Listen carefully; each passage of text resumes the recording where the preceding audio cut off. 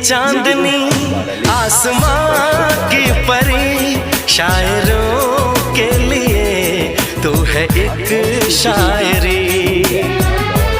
শোনাও হলো বিশ্ব ঐতিহ্যের টয় ট্রেনের।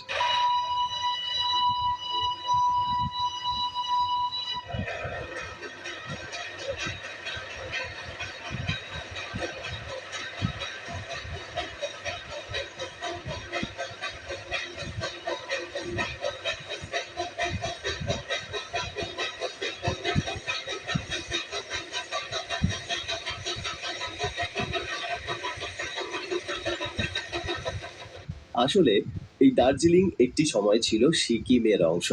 ব্রিটিশরা সিকিমকে গোর্খা আক্রমণ প্রতিরোধ করতে সহায়তা করে।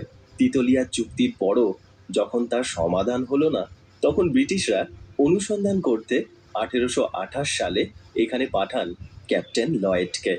ক্যাপ্টেন লয়েডের এই জায়গাটি দারুণ ভালো লাগে। গ্রীষ্মের দাবদাহ থেকে রক্ষা, নজরদারি ও তিব্বতের সাথে ব্যবসা বাণিজ্য, এইসব কারণেই 1 ফেব্রুয়ারি 1835 সালে নির্দিষ্ট অনুদানের বিনিময়ে সিকিমের রাজা এই দার্জিলিংকে ব্রিটিশদের উপহার দেন। যদিও ক্যাপ্টেন লয়েড দার্জিলিংয়ের আবিষ্কারক, তবে দার্জিলিংয়ের রূপকার হলেন ডক্টর ক্যাম্পেল, যাকে পাঠানো হয়েছিল 1839 সালে। এখানকার ঘরবাড়ি, বাজার, জেল, চা, কফি ও ফলের চাষ